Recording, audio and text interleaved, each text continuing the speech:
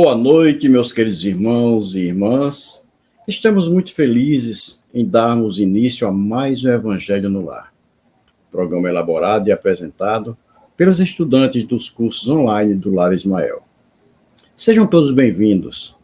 Que o Mestre Jesus possa envolver a cada um de vocês e seus lares em muita luz, paz e alegria. Aqueles que quiserem, coloquem um copinho ou uma garrafinha com água para ser fluidificada pelos amigos espirituais. E dando início ao nosso evangelho de hoje, vamos convidar o nosso irmão Irandi, que fará a leitura de harmonização e a prece inicial. Irandi, boa noite. Boa noite, Barbosa. Boa noite a todos. Boa noite você que está aí em casa. Nós vamos ler do livro Espírito da Verdade, autor André Luiz, o Espírito, psicografia de Francisco Cândido Xavier, e a mensagem chama-se Contrastes. Existem contrastes exprimindo desigualdades. Muitas criaturas encarnadas querem fugir da vida humana. Contudo, as filas da reencarnação congregam milhares de candidatos ansiosos pelo renascimento. Legiões de trabalhadores se esquivam do trabalho. No entanto, sempre há multidões de desempregados. Numerosos alunos negligenciam os estudos. Todavia, inúmeros jovens não têm qualquer oportunidade de acesso às casas de instrução, embora o desejem ardentemente. Existem contrastes tecendo contradições. Tudo prova a presença do Criador no universo. Todavia, mentes recheadas de conhecimento não creem na realidade divina. Todos podemos dar algo em favor do próximo. No entanto, muitos possuem em abundância e nada oferecem a ninguém. Temos a apologia da paz onipresente. Contudo, extensa maioria forja a guerra dentro de si. Existem contrastes gravando o ensinamento. Há direitos idênticos e deveres semelhantes. Contudo, há vontades diferentes, experiências diversas e méritos desiguais. A caridade mais oculta aos homens é, no entanto, a mais conhecida por Deus. A vida humana constitui cópia imperfeita da vida espiritual. Todavia, a perfeição das grandes almas desencarnadas na Terra foi adquirida no solo rude do planeta.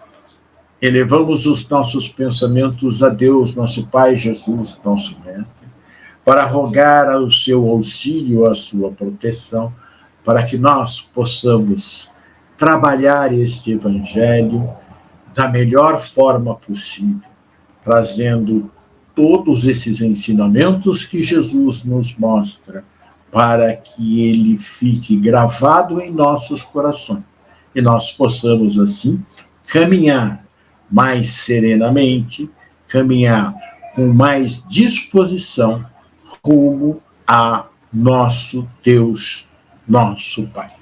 Muito obrigado, Irandi.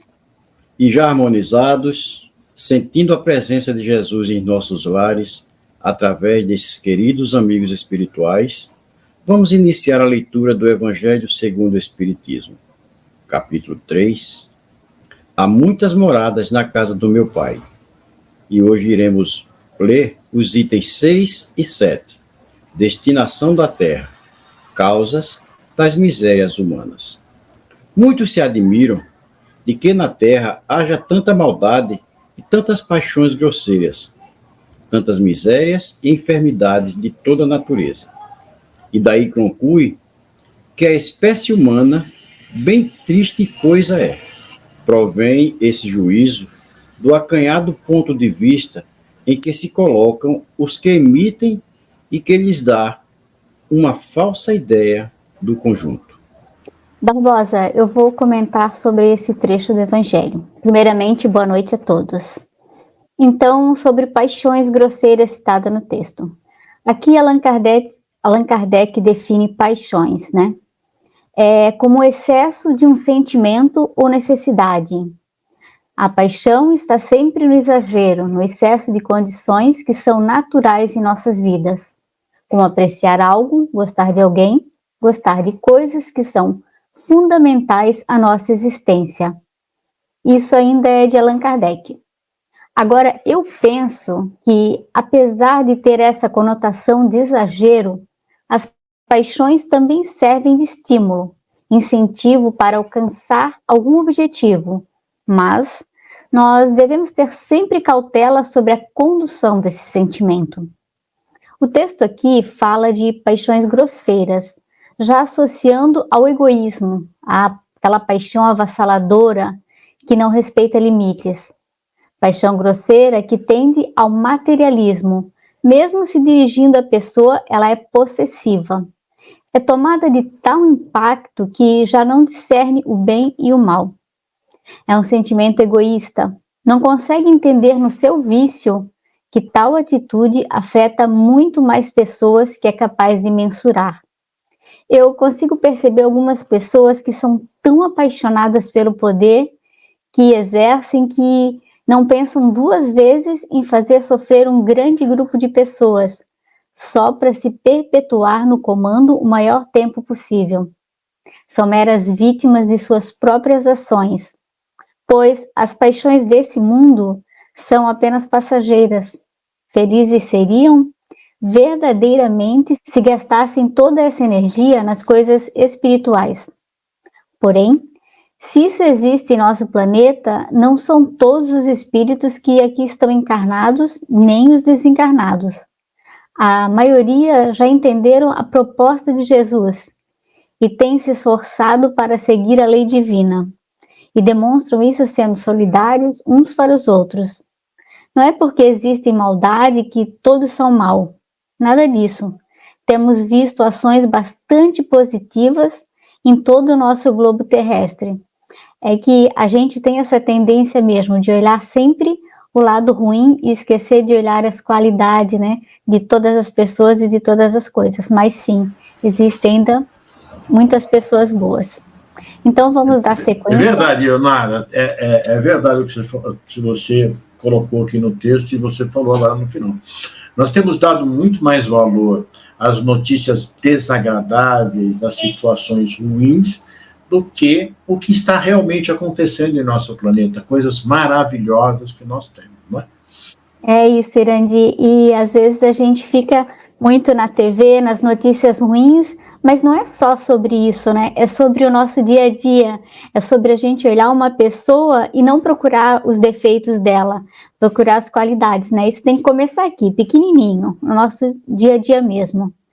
Então, vamos dar sequência à leitura do Evangelho. Deve-se considerar que na Terra não está a humanidade toda, mas apenas uma pequena fração da humanidade.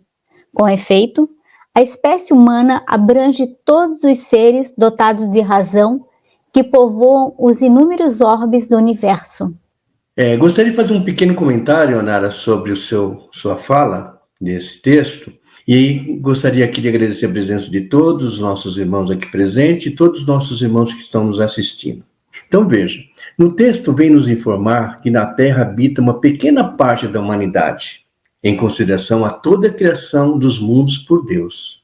A espécie humana consiste nos seres dotados de razão, e o que seria razão? No sentido geral, é a faculdade de conhecimento intelectual próprio do ser humano. É o entendimento em oposição à emoção. É a capacidade do pensamento dedutivo, realizada por meio de argumentações e de abstrações. É a faculdade de raciocinar e ascender as ideias.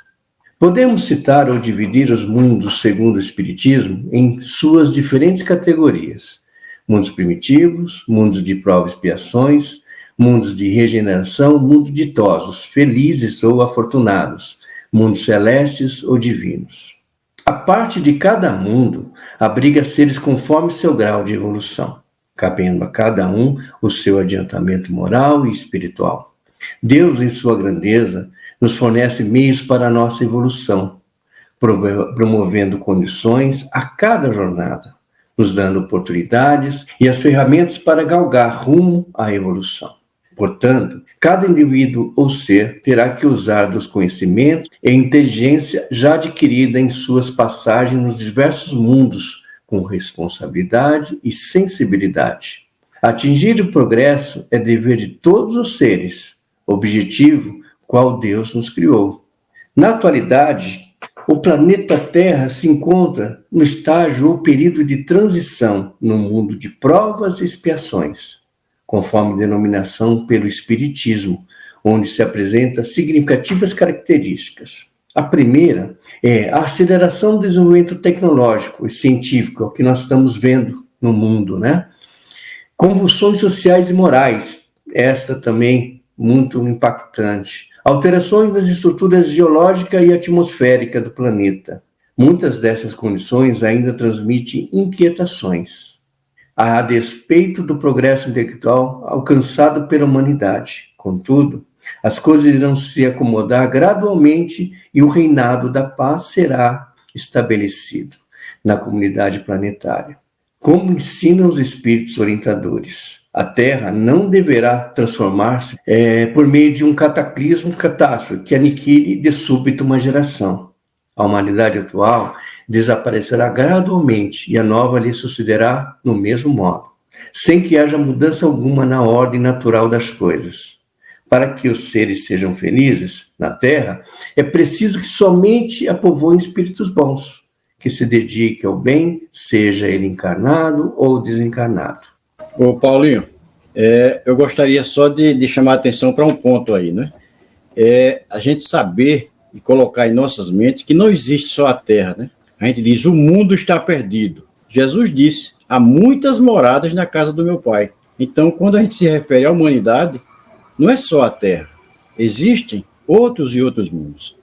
Concordo plenamente contigo, é verdade. Terra é somente uma pequena parte do todo, né? Que Deus criou para que nós pudéssemos evoluir. Isso mesmo, Barbosa. E dando continuidade à leitura do Evangelho, ora, o que é a população da Terra em face da população total desses mundos? Muito menos a de que uma aldeia, em confronto com a de um grande império. A situação material e moral da humanidade terrena nada tem que espante, desde que se leve em conta a destinação da Terra e a natureza dos que habitam. Paulinho, eu quero fazer uma intervençãozinha aqui para falar sobre a destinação da Terra. No livro A Caminho da Luz, Emmanuel nos explica, desde o momento em que Jesus recebe a nebulosa das mãos de Deus e inicia o processo da criação do nosso óleo. Vai nos explicando ali sobre as primeiras formas de vida e a população que recebeu de outros sistemas. Ele diz que aqui já vivia uma quantidade de espíritos primitivos e esses homens vieram para auxiliá-los na sua evolução e também evoluírem, principalmente moralmente, porque intelectualmente eles tinham uma condição muito mais elevada. Então nós vemos aqui claramente que o nosso planeta Terra é um local destinado à evolução do espírito, desde quando ele é princípio inteligente, até quando assume uma posição de espírito que atingiu um estágio em que possa alçar voo a mundos mais desenvolvidos que a Terra, assim completando a sua evolução, né? E hoje, no estado evolutivo em que nos encontramos, a Terra nos acolhe muito mais como réus que transgredimos as leis de Deus, ou seja, na condição de enfermos morais. Esta é a sua destinação, acolher enfermos para que se eduquem e se curem moralmente nas lições do Evangelho.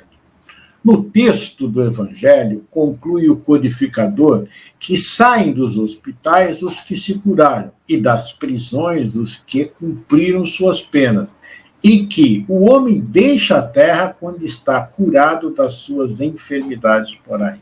Mas ela é, sobretudo, preciosa escola, da qual o mestre inigualável é Jesus.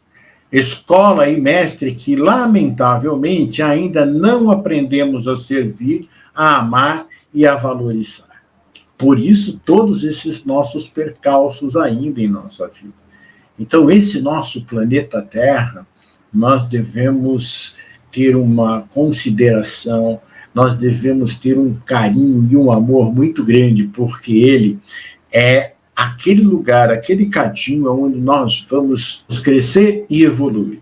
Esse é o nosso objetivo aqui nesse planeta. E assim, vamos dar então sequência à leitura do nosso Evangelho. Faria dos habitantes de uma grande cidade falsíssima ideia quem os julgasse pela população dos seus quarteirões mais ínfimos e sórdidos. No hospital, ninguém vê senão doentes e estropiados. Numa penitenciária, vêm-se reunidas todas as torpezas, todos os vícios. Nas regiões insalubres, os habitantes, em sua maioria, são pálidos, franzinos e enfermiços. Irandir, eu quero comentar sobre o que você falou. O significado de prisão, né? Designa o ato de prender ou capturar alguém que cometeu um crime e fazer como forma de perder a sua liberdade e pagar por esse crime. A palavra tem origem no termo latino, vulgar pressione, ato de prender. Por extensão, o conceito também abarca a pena em privação completa de liberdade. Meus irmãos, o ser humano já nasce numa prisão que é o nosso corpo. Essa matéria densa, pesada, que é a massa corpórea. Isso já é uma prisão para o espírito. Como temos vários tipos de prisão para nós, o ser humano, como por exemplo, o remorso, sentimento de culpa, ódio, mas não existe prisão pior do que você não saber perdoar ou perdoar. Como sabemos que Deus é misericórdia, Ele nos deu uma lição: perdoar 70 vezes 7, segundo o Evangelho. Por isso estamos aqui, que é um lugar de expiação, viemos para melhorarmos. Aqui nesse planeta existe prisão atrás de grades e até as que são classificadas de prisão federal de segurança máxima, para pagarmos os crimes que cometemos contra os nossos semelhantes. Jesus veio, deu sua vida para nos redimir de nossos pecados. Meus amigos, vamos procurar colocar em prática o que Jesus nos ensinou e o que deixou nas Escrituras. Não é só ouvirmos, entrar no ouvido e sair no outro. O certo será colocarmos em prática. Pois é, Aina. Temos que vivenciar mais o perdão, não é? Precisamos sentir o quanto nos faz bem perdoar, nos sentirmos livres de algo que nos martiriza. Quando a gente perdoa, nosso coração fica livre, fica ameno, fica suave.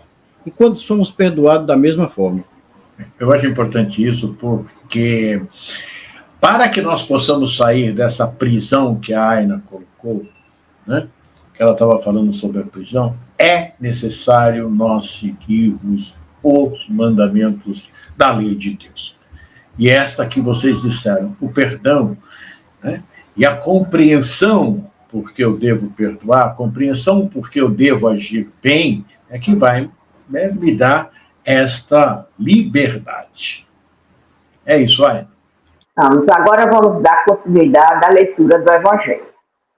Pois bem, figure-se a terra como um subúrbio, um hospital, uma penitenciária, um sítio malsão, e ela é simultaneamente tudo isso. E compreender-se-á porque as aflições sobrelevam aos gozos, porquanto não se mandam para o hospital os que se acham com saúde, nem para as casas de correção os que nenhum mal praticaram. Nem os hospitais e as casas de correção se podem ter lugares de deleite. Aina, deixa eu comentar esse trecho que você acabou de ler. Ele me fez pensar muito, principalmente quando ele fala que as aflições sobrelevam os gozos. A aflição é um sentimento de agonia, é um sofrimento intenso, aquela preocupação, aquele desassossego por alguma coisa que afeta direto ou indiretamente nossa vida, né? A aflição ainda é aquela sensação de que algo não está certo, ou então de que alguma coisa errada ou traumática pode acontecer. Aí eu penso que estamos realmente aqui na Terra aprisionados, cumprindo a nossa pena. E muitos, enquanto estão cumprindo essa pena, estão agindo no bem, estão se recuperando. E que quando entendemos isso, que esse mundo é só um momento, uma transição, fica tudo mais leve. Que essas aflições, que essa angústia, ela passa e que um dia estaremos em um mundo que os sentimentos serão mais agradáveis, que seremos mais amáveis com todos à nossa volta. Sabe, Fernanda, eu penso que nossas aflições aqui nesta encarnação, por mais desafiadoras que sejam, na verdade são a nossa cura. Se toda a nossa aflição ela for aceita com paciência, resignação e fé, ainda assim nós sentiremos a dor do corpo, mas ela será suportável e, em certos casos, até muito branda, pois se tivermos confiança em nosso Pai, teremos nossa alma fortalecida e a nossa matéria vai suportar muito mais fácil os males que teremos aqui nessa encarnação, nessa vivência. Ionara, realmente fica mais leve, né? Deixa eu dar então continuidade à leitura aqui. Ora, assim como numa cidade, a população não se encontra toda nos hospitais ou nas prisões, também na Terra não está toda a humanidade inteira. E do mesmo modo que no hospital saem os que se curam e da prisão os que já cumpriram suas penas, o homem deixa a Terra quando está curado de suas enfermidades morais. Oi, Fernanda, eu gostaria de fazer uma intervençãozinha, Fernanda, só para explicar e falar um pouco sobre essas enfermidades morais. Estas enfermidades, elas referem-se a comportamentos, atitudes e estado de espírito que causam sofrimento, tanto para nós como para os outros. Elas podem incluir egoísmo, raiva, inveja, orgulho em demasia, falta de empatia, ressentimentos e até mesmo nossos vícios. Essas enfermidades são consideradas uma espécie de doença da alma, já que afetam a maneira como a pessoa se relaciona consigo mesma e com os outros. A cura dessas enfermidades morais envolve um longo processo de autoconhecimento, reflexão e muita transformação interior, levando a um estado maior de harmonia, compaixão e compreensão. Daí deduzimos que ao superar essas limitações, nós possamos alcançar um nível maior de evolução espiritual. E o que fazermos para nos recuperarmos dessas enfermidades? Então, eu citarei aqui alguns itenzinhos, mas são vários. Mas estes são os mais importantes, né? O arrependimento, que seria nós reconhecermos os nossos erros, sentir desejo sincero de nos corrigir. Este é um passo essencial. O perdão, como falamos agora há pouco, aprendermos a nos perdoar e aos outros, sabendo que o perdão liberta o coração e nos permite que a paz se estabeleça em nosso interior. Coisa linda a gente viver, já pensou? Todos nós vivendo com aquela paz interior, tranquilo, suave, sem preocupação de saber que feriu ou deixou de ferir algum irmão. A oração e a meditação. A oração é que nos liga aí diretamente, a quem sempre devemos pedir orientação e força. Praticar o amor e a caridade. E o Evangelho nos ensina, né? Que o amor ao próximo é fundamental. Para praticar a caridade e a empatia, nos ajuda a desenvolver virtudes e assim combatermos aquele malzinho chamado egoísmo. E por último, temos o autoconhecimento, que é refletirmos sobre nossas atitudes e comportamentos. O autoexame nos ajuda a identificarmos nossas fraquezas e onde precisamos mudar. E é aquele exemplozinho, né, que o Santo Agostinho nos deixou. Quando chegar à noite, faça uma reflexão do seu dia. Faça um auto-reconhecimento de tudo que você praticou, de tudo que você fez durante o dia.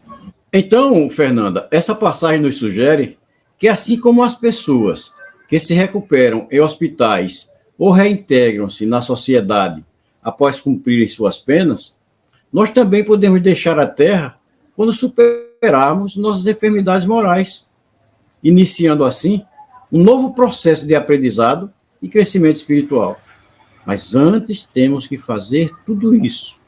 Alguém mais quer falar alguma coisa? Quer opinar alguma coisa? Deixa eu só, Barbosa, deixa eu falar uma coisinha aqui. O título, né, Destinação da Terra, Causa das Misérias Humanas, a gente, então, por tudo que nós falamos até agora, a destinação da Terra é para que nós possamos ir aprendendo, né, com os nossos problemas, com as nossas dificuldades e consigamos atingir um estágio muito bom. E ele nos diz, porque as causas das misérias humanas é tudo isso que vocês colocaram aqui, é o egoísmo e o orgulho, isso. E o remédio é esse também que foi dado por cada um de nós aí, e que você resumiu para a gente nessa sua fala aí. Eu gostaria de fazer uma reflexão, tá? Só para nós fazermos uma análise. Jesus nos ama, Deus nos ama, e nós estamos fazendo o que ele nos deu como ensinamento? Ok, Paulinho. É uma questão a se refletir, né? Se nós estamos sendo o que ele nos pediu, se nós estamos fazendo, cumprindo os exemplos que ele deixou aqui na Terra, né?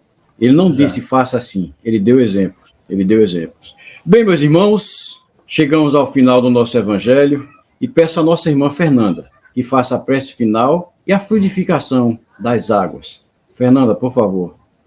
Claro, Barbosa. Nesse momento, eu quero agradecer mais uma vez a oportunidade da vida, a oportunidade do estudo, e quero também pedir à equipe espiritual que possa fluidificar as nossas águas com o remédio necessário a cada um. Ainda quero pedir que possamos continuar estudando, continuar a tentar colocar em prática os ensinamentos de Jesus. Que assim seja, graças a Deus. Agradecemos a todos os participantes do Evangelho e a todos vocês que estiveram nos acompanhando em seus lares. Lembrando que esse programa ficará gravado no canal do Lar Ismael, lá no YouTube. Você pode assistir quando quiser e enviar para a sua família e grupos de amigos. Afinal, divulgar a doutrina de Jesus é um ato de caridade. Que Jesus os abençoe e até a próxima segunda-feira.